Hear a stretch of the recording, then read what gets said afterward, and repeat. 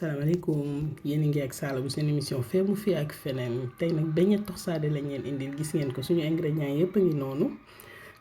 suñu levure dañ ko jël diluer ko ci ndox 5 grammes la ak 100 millilitres de lait bind nañu yëpp ñu daal di jël 300 grammes de farine daal di ciy def 40 grammes de beurre 40 grammes de sucre benn nen daal di ciy def un demi cuillerée à café de sel. bu ko defee gis ngeen ko suñu ingrédients yëpp ñëw nañu ñu yëngal meew bi ba levure bi dissoudre ñu daal di ko ci sotti commencé di amalgamer suñu pâte gis ngeen ko noonu ci digg bi rek la ñuy commencé di toj ba farine bi yëpp ñëw fekk si ñu daal di ñëw dajale ko gis nga ko noonu normalement boo respecté mesures yi gis nga du am benn problème li ngay def rek mooy ramasser pâte bi yëpp teg gis nga su xawee collé sa loxo nga laal tuuti farine gis nga wis ko ci rek histoire de décoller farine bi tax ci sa loxo yi gis nga bu ko defee doo am benn problème da ngay ñëw pétrir pâte bi lu tolloog 5 à 10 minutes voilà boo ko pétriree ba pare nga def ko ci saladier bi daal di koy filmer hermétiquement pour que pousse bi mën a gaaw dugal ko teg ko ci benn coin waañ bi bu sedd man ci biir four bi laa ko dugaloon gis nga après 1 heure de temps mu doubler de volume li may def mooy dégager sama pâte gis nga ko noonu edewu ci sama corne pour débarrasser pâte bi gis nga boo ko pétriraatee pâte bi du sax coller sa loxo lu ngay def mooy commencer diviser pâte bi def ko ay pâton 300 grammes yi gis nga ko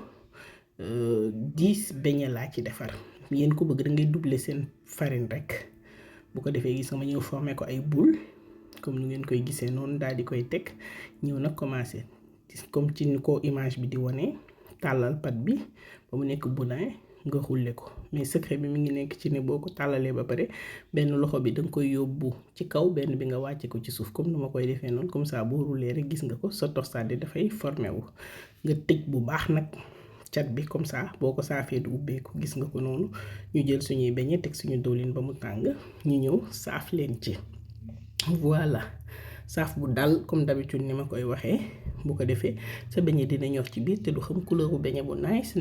kay am gis nga ko noonu ñu seppi ñëw bërëng ko ci suukar gis nga ko ku mu neex mën nga def sucre glace ku mu neex tam mën nga ci bañ a def sucre bi mais gis nga ko noonu da ciy apporter taar suñuy beignet pare nañu neex na bay bëgg a dee jëlal croustillant saful suukar bu baax c'est très très bon ba pare léger nag léger lekk naa ci ñaar ci taxawaay te yëguma ko neex la def bay bëgg dee ma leen di fàttali nag ngeen di aimer vidéo yi s'il vous plaît boo leen koy aimer moo ñuy may doole de leen aimer di partager su ngeen amee ay questions ñi ngi leen di xaar ci commentaire